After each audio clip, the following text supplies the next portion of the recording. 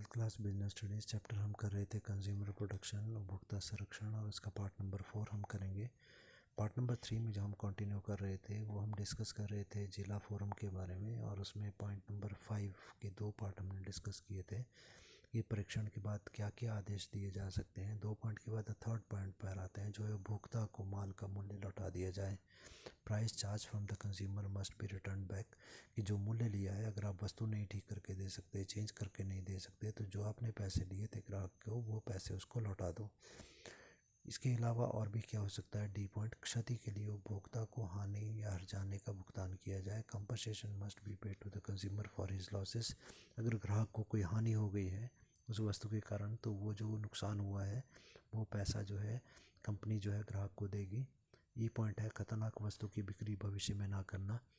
Not to sell in future harmful products manufactured by the company, company को आदेश दिया जाता है कि ऐसी खतरनाक वस्तुएं, ऐसी खराब वस्तुएं जो कि हानिकारक हैं उनको बाज़ार से आप वापस ले लें। एफ पॉइंट है, खतरनाक वस्तु का उत्पादन ना करना। Not to produce harmful products, जो वस्तुएं वो बना रही हैं और वो ख़राब वस्तुएं कंपनी जो बना रही है उसको आदेश दिया जाता है कि भविष्य में ऐसी वस्तुओं का आप निर्माण नहीं करेंगे। और जी पॉइंट है, गलत विज्ञापन की जगह संशोधित विज्ञापन करना। To make the correct advertisement in the place of misleading one, कि अगर कोई विज्ञापन कंपनी ने किया है जिसको कि देखने के बाद ग्राहक ने वस्तु को खरीदा, तो जो विज्ञापन में बोल रहे थे वो वस्तु के गुण नहीं पाए गए वस्तु में, तो कोर्ट ये आदेश देता है कि आप जो विज्ञापन कर रहे हैं झूठा विज्ञापन, उसमें चेंज किया जाए, उसमें संशोधन किया जाए और सही जानकारी जो है ग्राहकों को दी जाए। तो ये सारे आदेश दिए जा सकते हैं कोर्ट के द्वारा कंपनी को।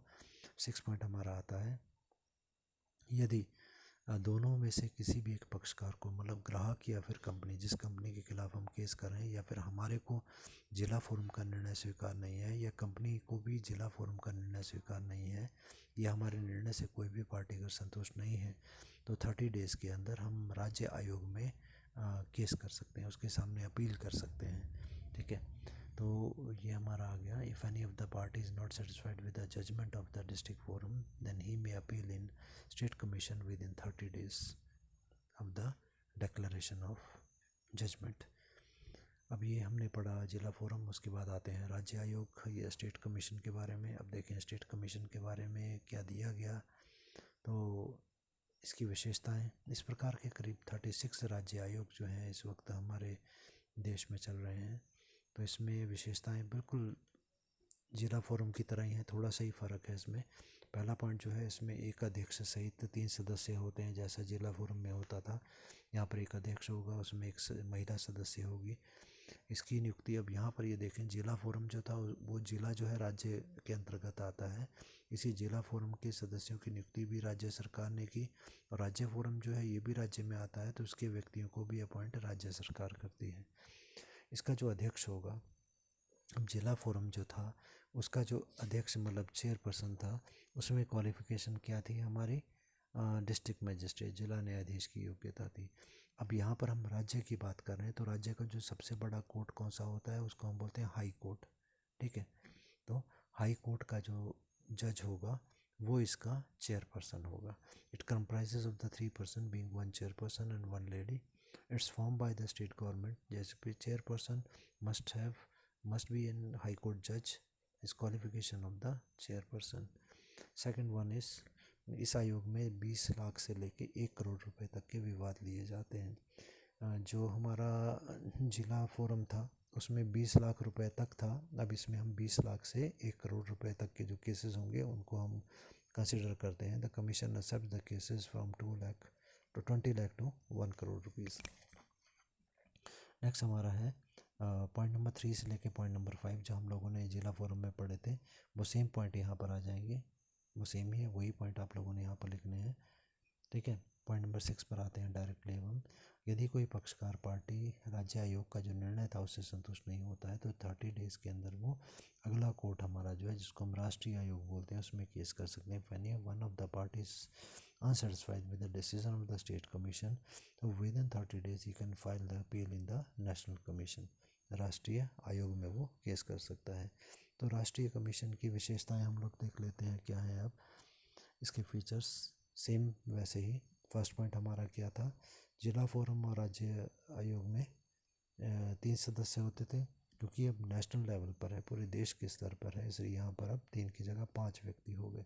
तो देखें इस it has the 5 members, 1 chairperson, एक चेयरपर्सन होता है, 1 लेडी, एक स्त्री होती है। It's frame by the central government, क्योंकि ये राष्ट्रीय आयोग है तो इसको इसके जो लोग हैं उनको कौन अपॉइंट करेंगे? देश की सरकार, देश का है ना, तो देश की सरकार जो थी उसको बोलते हैं केंद्रीय सरकार, सेंट्रल गवर्नमेंट। इसके व्यक्तियों की नियुक्ति जो सेंट्रल गवर्नमेंट करती है। उसके चेयरपर्सन जो है, जो हमारा अध्यक्ष है, उसकी क्या योग्यता होगी? क्योंकि जब राज्य आयोग की बात की तो राज्य का सबसे बड़ा जो कोर्ट था वो था हाई कोर्ट, उच्च न्यायालय। जब हम राष्ट्रीय आयोग की बात करते हैं तो पूरे राष्ट्रीय देश का सबसे बड़ा जो कोर्ट होता है वो सुप्रीम कोर्ट होता है, उच्चतम न्यायालय। तो उच्चतम न्यायालय का जो अध्यक्ष है वो उसकी योग्यता होनी चाहिए जज की। यहाँ पर देखिए गया इसके अध्यक्ष सहित 5 सदस्य यहाँ पर होते हैं, एक महिला सदस्य होती है, इसकी नियुक्ति केंद्रीय सरकार करती है। इसके अध्यक्ष में उच्चतम न्यायालय के न्यायाधीश की योग्यता होनी चाहिए। पॉइंट नंबर 2 जो हम यहाँ पर आते हैं, क्योंकि हमने राज्य आयोग में पढ़ा था कि वहाँ 20 लाख से 1 करोड़ रुपए तक के केस होते हैं, तो यहाँ पर 1 करोड़ से अधिक मूल्य के केस लिए जाते हैं। Appeal for more than 1 crore are taken up fair, इसमें 1 करोड़ से अधिक मूल्य के विवादों को लिया जाता है। पॉइंट नंबर 3 to 5 जो थे जिला फोरम के, वही राज्य फोरम के थे और वही हमारे राष्ट्रीय आयोग के भी हैं। पॉइंट नंबर 6 पर आते हैं। यदि कोई पक्षकार मीन्स वही दोनों में से कोई एक पार्टी या ग्राहक या फिर कंपनी इस राष्ट्रीय आयोग के निर्णय से संतुष्ट नहीं होता है तो 30 दिन के अंदर वो उच्चतम न्यायालय या सुप्रीम कोर्ट में अपील कर सकते हैं। If any of the party is not satisfied by the decision of the national commission he may appeal in the supreme court with in the 30 days।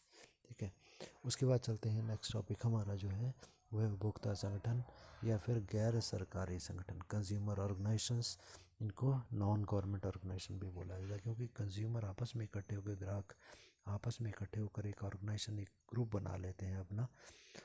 सरकारी नहीं होता, इसलिए हमने इसको गैर सरकारी या फिर नॉन गवर्नमेंट ऑर्गेनाइजेशन कर दिया। इसमें 2-4 एग्जांपल आप लोग याद कर लीजिएगा, जैसे common cause new Delhi, consumer protection council Ahmedabad, उपभोक्ता संरक्षण परिषद अहमदाबाद, या फिर citizen action group Mumbai and consumer action forum Delhi इत्यादि। ठीक है, अब आते हैं जो एग्जामिनेशन के सबसे मेन है टॉपिक, वो इस के कार्य क्या हैं। ठीक है, तो कार्य पर आते हैं। उपभोक्ता संगठन के कार्य, functions of the consumer organisation.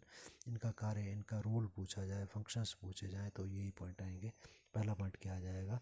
उपभोक्ता जागरूकता में तेजी लाना, लोगों को ज़्यादा जागरूक करना, एक्सेलरेटिंग कंज्यूमर अवेयरनेस।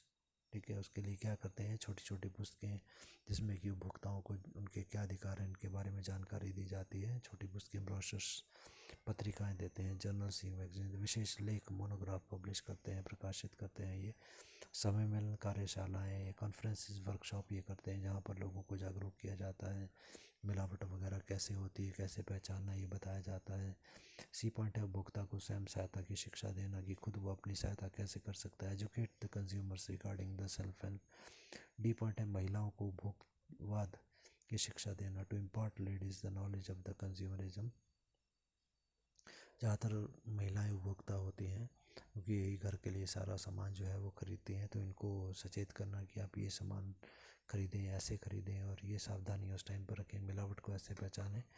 ई पॉइंट है उचित उपभोग प्रमापों का पालन करने के लिए प्रेरित करना, to motivate to follow the desirable consumer consumption standards.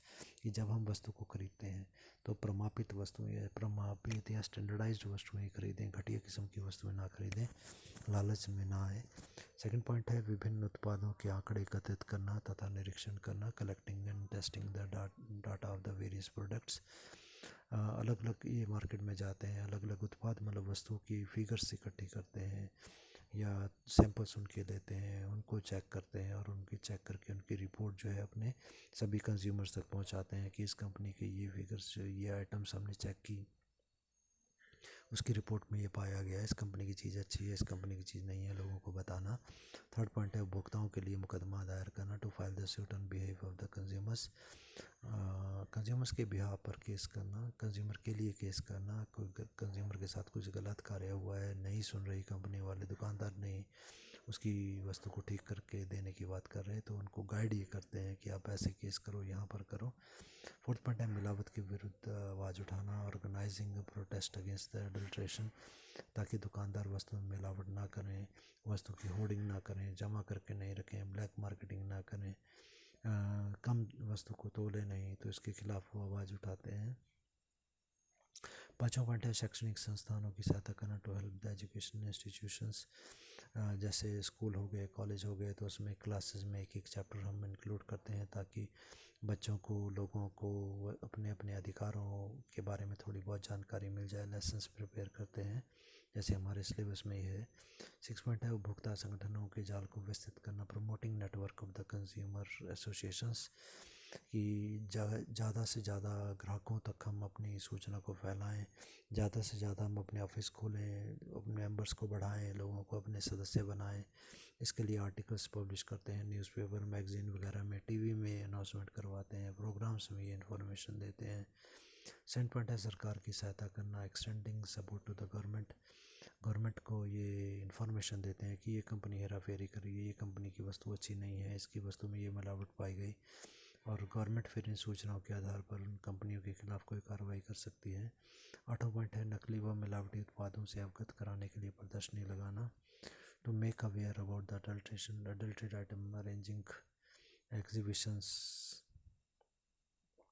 ये लोगों को जैसे प्रदर्शनी लगाते हैं, वहाँ पर बताते हैं कि देखें ये मिलावटी वस्तु है, ये असली वस्तु है, आप इसको ऐसे टेस्ट कर सकते हैं, हमने ये टेस्ट किया, इस कंपनी की वस्तु ऐसी ख़राब है, खुद पे आप घर कैसे टेस्ट कर सकते हैं, इस केमिकल से कर सकते हैं, या घर में जो सामान है उससे ही कैसे हम पता लगा सकते हैं। 9 पॉइंट है मिलावटी खतरनाक उत्पादों बारे सरकार को सूचित करना, to provide the information to the government regarding adulterated and hazardous goods. मिलावटी चीज़ें कौन कौन सी कंपनी की हैं, कौन कौन सी कंपनियां बनाती हैं, वो भी हम सरकार को सूचित करेंगे। खतरनाक उत्पाद का मतलब है जो कि स्वास्थ्य, ग्राहकों के स्वास्थ्य के लिए हानिकारक हो सकते हैं, उसके बारे में भी सरकार को सूचित करना। 10 पॉइंट है मूल्यों में हेरा फेरी, अगर कोई कंपनी कर रही है उसके बारे में, दुकानदार कर रहा है उसके बारे में पता लगाना, मिलावट कर रहा है उसके बारे में पता लगाना, कम तोड़ रहा है तो सभी का विरोध करना, to oppose the adulterating prices, adulteration the measuring less in quantity. इसके बारे में ग्राहकों को सूचित करना और दुकानदारों को रोकना।